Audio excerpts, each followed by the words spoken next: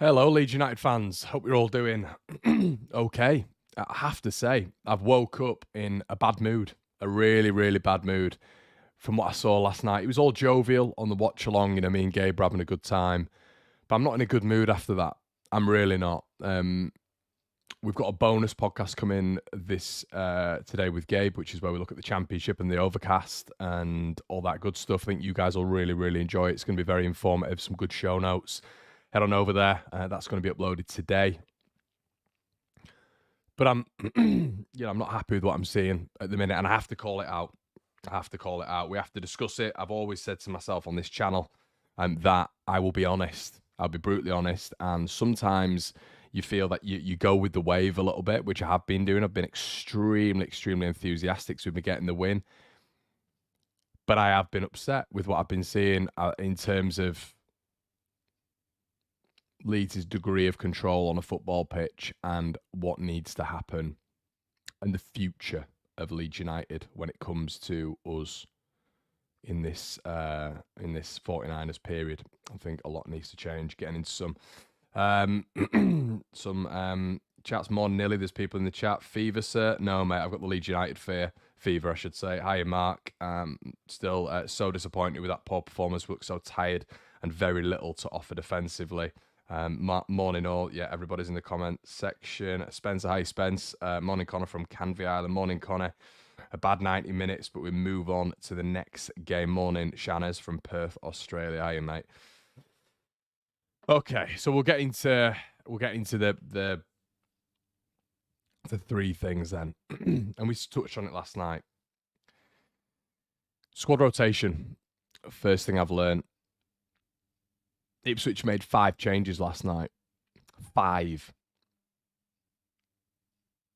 Went to Watford and won. Same system. Played well by all accounts. And we're still able to get the victory at a tough away side, of which we may struggle this season.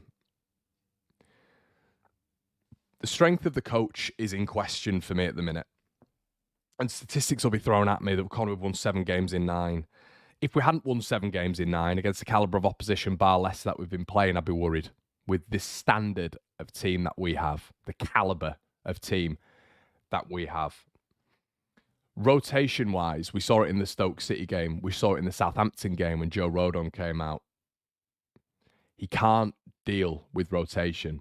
We do not have a presence, in my opinion, on the pitch when rotation occurs. We are lacklustre. We are lethargic. We are poor when changes are needed. And that's why you consistently see, I always say consistency breeds success, but when you rotate, you also need to have a little bit of success. He doesn't seem to be able to get the group either up for it or get his tactical plan across to the group when there's rotation. There wasn't rotation last night. It was our best 11.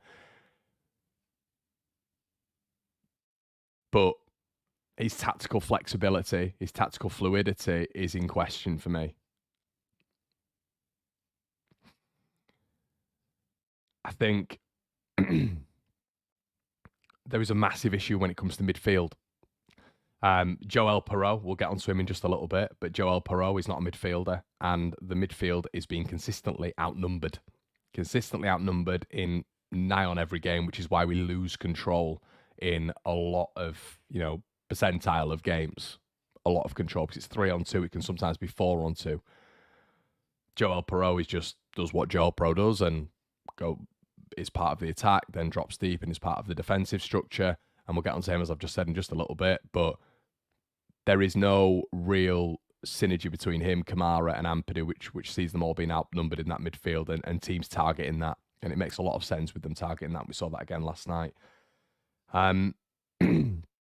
We need a midfielder that breaks the lines. A midfielder who, just because it's high volume, side to side, side backwards, doesn't mean Leeds are controlling the game through possessions. It means we can't get forward. It means that we're running out of ideas. We need a midfielder to break the lines. And if we don't have a midfielder that breaks the lines and changes the dynamic at some point in games, you're going to get teams consistently pressing on us and consistently outnumbering us in midfield and Leeds having no answer. No answer whatsoever. And that's exactly what we saw last night. No answer from the manager and no answer from the players. A midfielder that breaks the line is absolutely massive. Stoke City absolutely shone out to me last night when he tried to put Gruev in there, and Gruev really struggled. A midfielder that struggled high volume wise to break the lines. We do not have a midfielder, including Joel Perot, who doesn't break the lines enough. And that is a massive problem. You know, when Perot's not working, you have to have somebody to come in and to be able to replace some creativity, some guile, some innovativeness. You need something. We don't have anything. We don't have anything. And we might say the bench is strong. It is. Gnonto, Anthony, Bamford, Cooper, Ailing, whatever. But do we have a midfielder who can break the lines? No, which is the most important position when going forward and linking the midfield and defence with the attack. Don't have it. Don't have it whatsoever. Massive problem in this side. I disagree that it was a poor performance last night. I have to give huge credit to Sunderland. Nullified our attacks and we created next to nothing. People saying the top two is done is just fickle. Joe, I disagree with that completely. I really disagree with that. It was a poor performance. Sunderland were good, but what you're doing there is you're giving excuses to Leeds performing the way we did last night. You're giving excuses to the fact that the manager wasn't pragmatic whatsoever. You know, whose side's better, Leeds or Sunderland? A recently relegated side who've kept a Premier League front line and arguably have a Premier League midfield and Premier League defenders in comparison to Sunderland, who are playing on a data model, with all respect, spending nowhere near as much as Leeds have on this side. There's no excuses for us to be outperformed in every metric last night. It's an excuse saying, in my opinion, that Sunderland would just better give credit to them, because it's voiding Leeds and Farke of any responsibility whatsoever. And there was a lot of responsibility needed last night. There was glaring issues last night that have been staring us in the face, but because we've been winning games, fans don't want to look at it. And I mentioned it in the Blackburn game, mentioned it in the Swansea game, mentioned it in the Borough game. There are huge problems when it comes to this side systematically. Big problems. Too much reliance on the front line. A lack of ideas at all when teams presses. A creative midfielder who is absent in 60% of games, but because he scores a penalty and gets the odd goal, that means it doesn't matter. It doesn't matter, it's fine. It's not fine, because throughout games we are struggling. And it's obvious we are struggling. And teams, in my opinion, are finding Leeds out a little bit more. You can even look at the Rotherham game.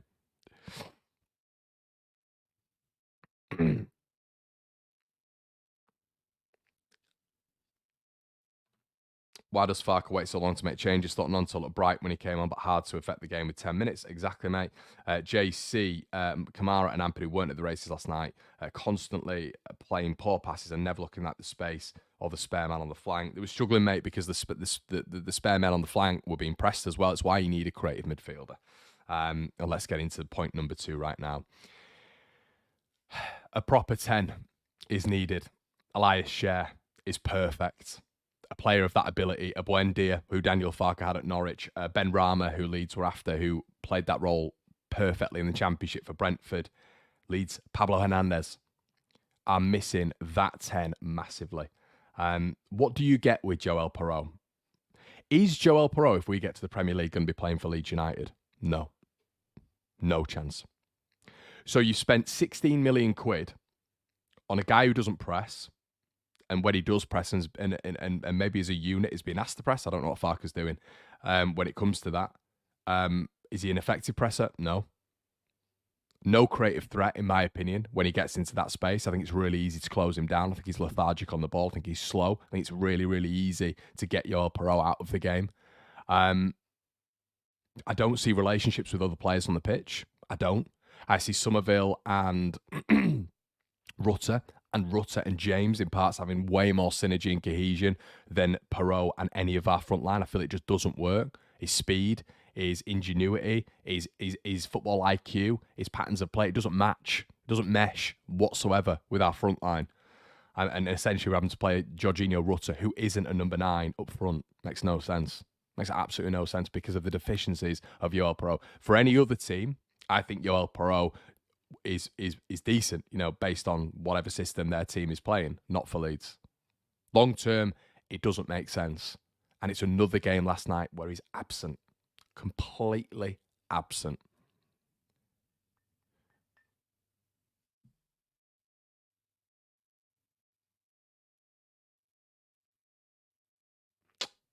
Andrew says, hey, Con, I've been watching for ages from Australia. What changes will Leeds realistically make to the next step? Andrew, thanks, mate. I'd be bringing in a cam and a left back, actually putting Jed Spence at right back and substituting Willie Gnonto for Dan James. That's what I'd be doing. I get it. I understand it. But the technical level between Gnonto and James, are we having a laugh? Look, James has been doing well. He's on form. But who's to say that when Willie Gnonto comes in, he doesn't absolutely tear the championship up? Consistency. And for the last 2 games when he's come on, he's changed it. He's completely changed the games. Blackburn, he changed it. Last night, he changed it. But it takes the manager until the 75th minute to recognise that when we're all screaming to bring Willie Gnonto on. First time he came on, he's delivering balls into the box. He's beating his man consistently. 2 or 3 times he got take-ons. We didn't get 2 or 3 take-ons throughout the whole game, throughout the from the whole team. 10 needs to come in. A left back has to come in. Has to. And I'm getting so narked off with us not doing left backs now. It's getting annoying. It's getting boring. Left back has to come in. Jed Spence at right back. Archie goes back into midfield competing with the other 2. And you bring a 10 in who can actually break the lines. And he's a rotation option for Joel Perot.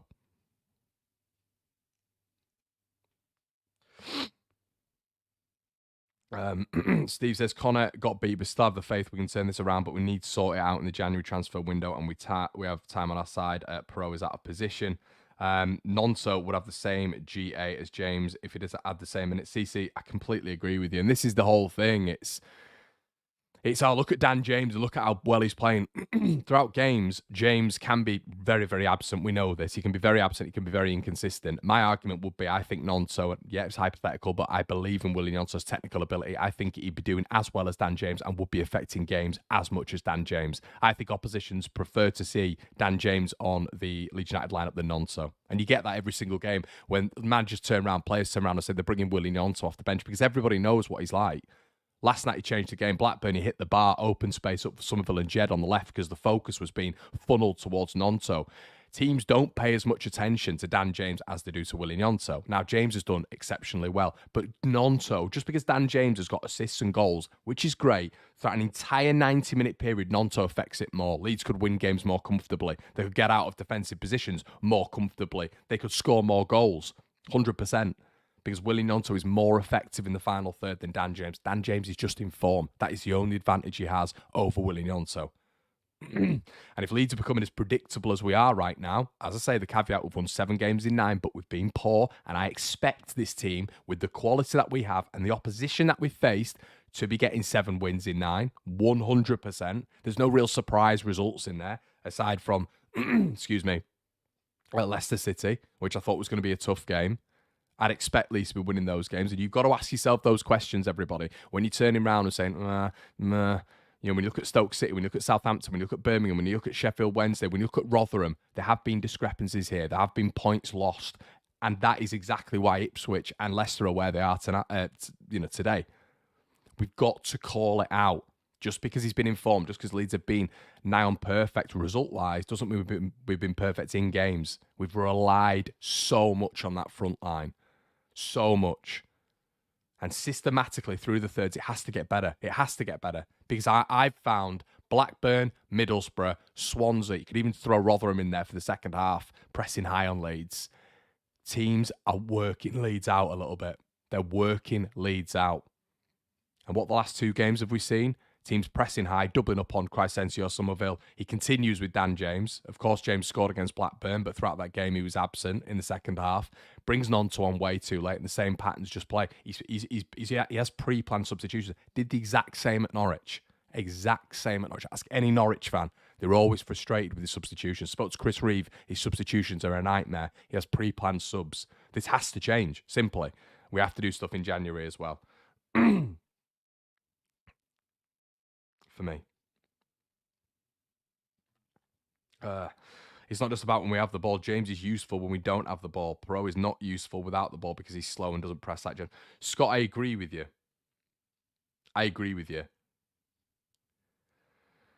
But I think Gnonto. I mean, I think, guys, I think just compartmentalizing this And Kyle said the same thing. Jesus Christ, Gnonto had a couple of good games in the Prem. He was our main outlet in the Prem. I'm not saying he got the numbers at all, because he didn't.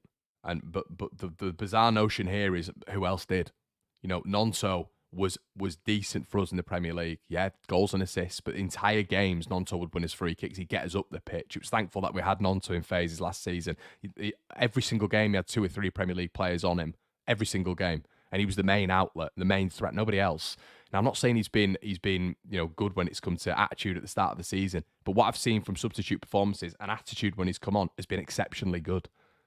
He's a better technical player than Dan James by a country mile. Country mile. So when Dan's out of games, which a lot of the time he is, Gnonto could be on in the Championship, which is a lower level to where he was decent for Leeds last season, and is a lower level to the Italian national side, and is probably a lower level to where he could be playing. I think he'd do all right against some of these left-backs. He came on last night, he changed the game. Leeds started going down his side. More space for Somerville and Jed Spence. The manager decided to take Jed Spence off. Don't know why. Took Rutter off. Don't know why. When you're keeping Perot on, it doesn't make sense. But the whole point of what I'm saying is, when Gnonto comes on, he might not get assists, he might not get goals, but what he will do is take the focus away from Chris Somerville, from Jed Spence, from Jorginho Rutter, because teams look at Gnonto and they think, oh shit, we need to double up on him. And as soon as he takes a man on, that'll attract the centre-back, that'll attract a central midfielder. Then our central midfield will get more space, more time to do things. It's not just about Gnonto scoring and assisting. It's it's attracting other players toward him, so then we've got more space, because it was so congested last night. That is pragmatism. That's a substitution that needs to happen early on, so Leeds are then able to create space and then create chances.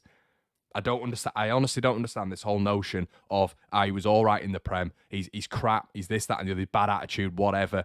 He's a better player than Dan James. He just is. He's just a much better player than Dan James. James is in form, and that's what's on his side right now. But as you can tell in recent weeks, that when Gnonto's coming on, for 10 minutes, for 5 minutes at points, he's affecting games. Imagine giving him 90 minutes.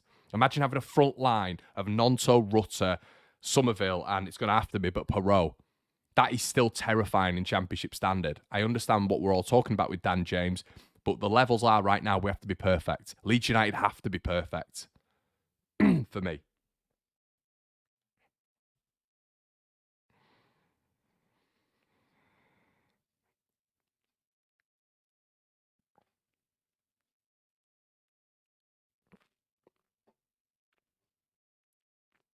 Mark, I disagree with you. I thought he did change the game last night. I thought he did change the game. I thought Dan Ballard was coming across way more to cover Niall Huggins. He took him on 3 times.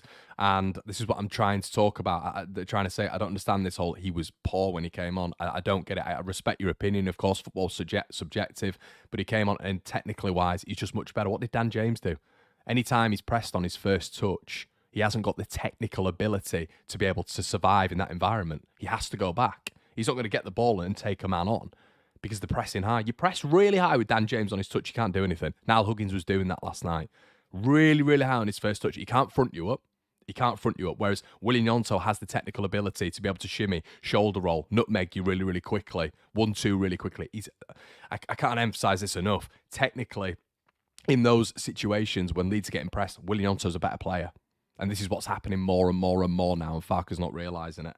For me, Connor Wood players sign for us in Jan, knowing that Daniel Farke doesn't use subs effectively and don't rotate. Yeah, it's a good point, mate. It's a good point. And you listen, Leeds is a massive selling point. It's a massive selling point. But yeah, you feel that the club is a big selling point right now. But we've got to keep this up. We've got to keep up this level and increase the level. For me, it's not good enough right now. It's not. And you can probably tell this through this video. Now, the title of the video says Southampton in for our man. Southampton are apparently in for Charlie Cresswell, which is interesting. I don't think Charlie gets into our centre-back pairing right now, but it's interesting that they're in for him. It's them, Borough and Sunderland, apparently. Leeds are obviously willing to keep hold of him, but that is the big news today. I just wanted to touch on that a little bit. But, he's another option, obviously, for Daniel Farke. But I think as what we need to discuss right now is the level of squad that we have. So if you rate this squad right now extremely highly at this level, which I certainly do, the caliber of this squad, we should be winning most games in this division. Being third in this division isn't just astronomical for me. It's because he had a tough start, of course he had, but it's the championship. You know, it's very, very easy to get up there. And with the caliber of squad we had, even with our poor start, I think a lot of people did expect Leeds to turn it around. The question for me is Farke able to adapt? Now, when I spoke to Chris Reeve of the Talk Norwich City podcast, he found that as a massive frustration with Daniel Farke, his ability to adapt and change. Now, if this is what we're going to see every single time, pre-planned subs, predicted subs, trying to play through a congested press without a number 10 and with a player in Spence and Byram and maybe Dallas if he comes back, who have to invert every single time because their bodies are closed, so they can't rip up the left-hand side. We can't have that, even though I thought Spence did a good job last night on his right side at left-back, but we effectively are losing another option, an overlapping option, another wide option in not having a left full-back because they always invert because they're not strong on that left-hand side. Then, okay, we're going to have more problems. We're going to have more problems because I find Leeds, if a team gets it right, easy to play against.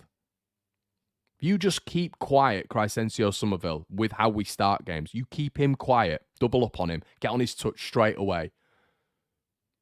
And then, at the same time, press Leeds high. You've drawn or won the game. You have drawn or won the game. Because there's so many instances where this has happened now. And yes, they reminded me of Stoke so much. And do you know what, guys? I hope, the people who are turning around and saying it's just a blip, we move on.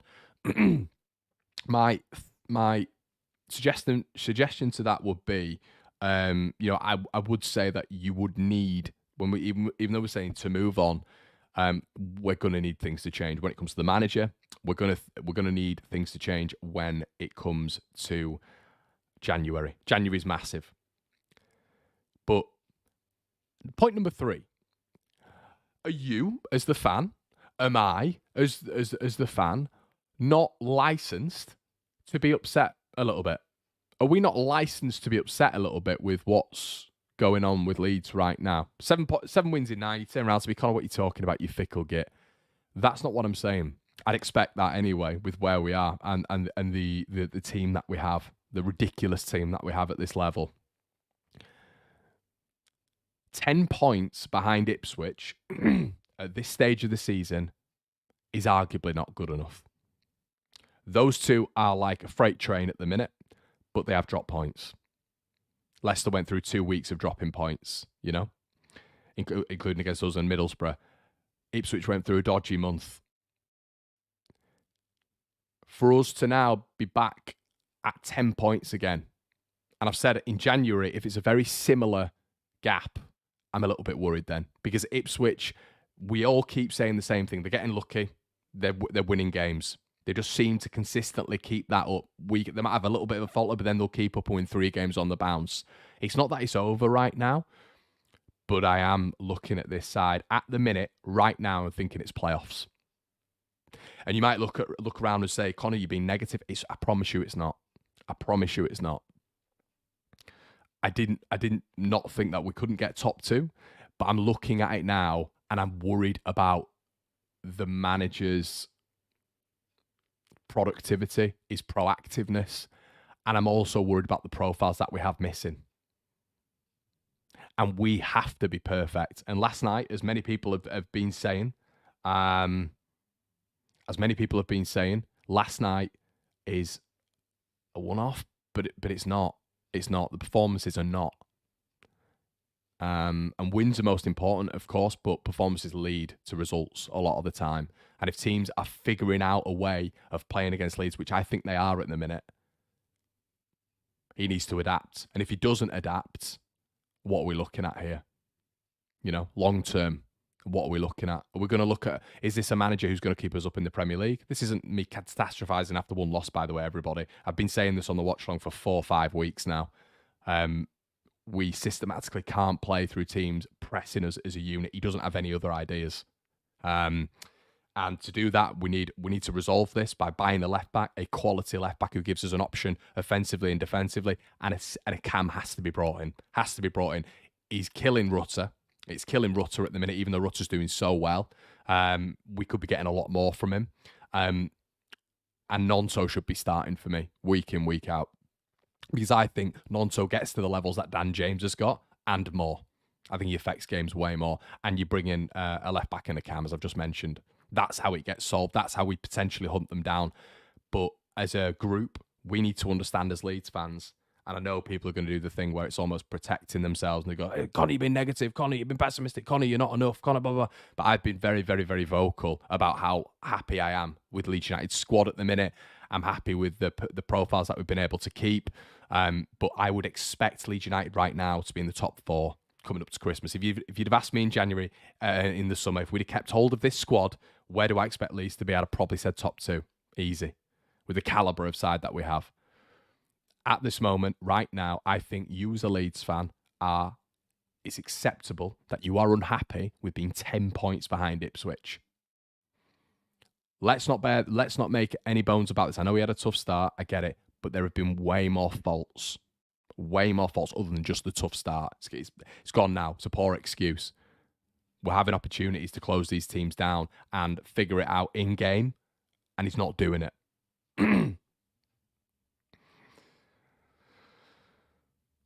We look so tired and overrun. Midfield look leggy. I think Kamara has been extremely poor for 3 or 4 games now. I'd like to see Spence at right back and Gray back into midfield. Jordan, I'd like to do that. Mikey, you're not allowed to question the club, but all you should know this by now would get rid. I think all I'm saying is he, he's not a bad guy. He's not a bad guy. I like Farker, but should I be a bit dissatisfied with where we are with the caliber of squad that we've got? Yeah. I think that's perfectly fine. They missed it in January. I didn't want to be too vocal in the summer about where they've missed out, but we all knew they'd missed out on a cam and a left back. We all knew that. Byram's start made people just think, it doesn't matter. It does matter. Left backs and full backs in general are really important. When we lost Spence, that was big, of course, but we have a top side in this division. Top side in this division. And when we're talking about Charlie Cresswell being wanted by Southampton, that just shows the calibre. This is Charlie Cresswell who doesn't get a minute for Leeds United. That's the depth that we have, But there are massive profiles missing by how this guy wants to play, and that needs to be sorted big time because it's a pattern now. We have not been playing well for a long time, but we've been getting results, which to everybody, that is the number one thing, which is right, which is correct. But also performances lead to results, in my opinion. CCW, I like Farker, but he's doing the bare minimum with the squad. Josh says, feel for Perot. Came in expecting to be number 9 and played out of position, which is effectively costing the team. We desperately need a 10. Also agree with Gnonto starting over James. Perot isn't a 10, he's a 9. Yeah, but even when he goes into the number 9 position, he moves as number 10. Ask any Swansea fan. He does the exact same. He moves as a number 10. His movement means that Rutter, a lot of the time, needs to go as a 9. I don't think Farker says to them, Rutter, Jorginho, you go as a 9. You as a 10. I don't think he says that. I think he just essentially says, figure it out between you. And Joel Perot is always the one who drops deeper. That's just how he plays. Similarly to Harry Kane, profile-wise, drops deep all the time and acts as a 10. Acts as a facilitator, but he doesn't have that creative ingenuity and guile from that area to, in my opinion, be a 10 at all. But a 9, I'm still not sure on him as a 9 because his natural play during a game isn't a number 9. He's never on the shoulder of the centre-back, ever. He's never forcing an offside. For me, he's not in and around the 6-yard box enough for a couple of tap-ins or whatever. He plays on the edge. So, I don't know.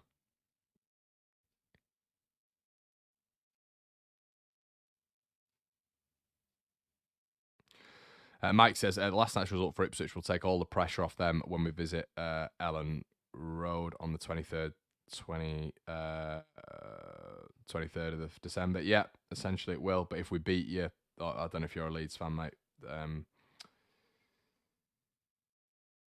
Mike again says, Ipswich haven't played great. Thinking of Plymouth, Birmingham, Rotherham, West Bromwich Albion, but lost one, picked up points in all bar one performances, were then back up to the expected level since. I think the whole thing is, Mike, once again, I'll reiterate this point, mate. With the calibre of side that we have, I expect us to be controlling games. Completely controlling games. Ipswich, I'd expect with their calibre of squad, systematically they're excellent, but with their calibre of squad, I'd expect them to have moments, you know? Because technically they've got a League One Championship side. The budget of their players is that. Leeds have a Premier League budget when it comes to the calibre of side. I don't expect Leeds to be having numerous poor performances. We need to be winning games and winning them well. And near perfect to be able to catch Ipswich and Leicester.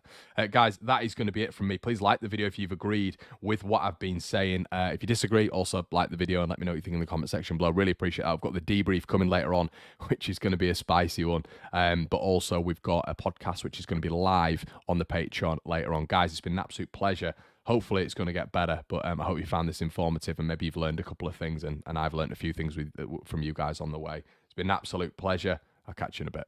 Cheers.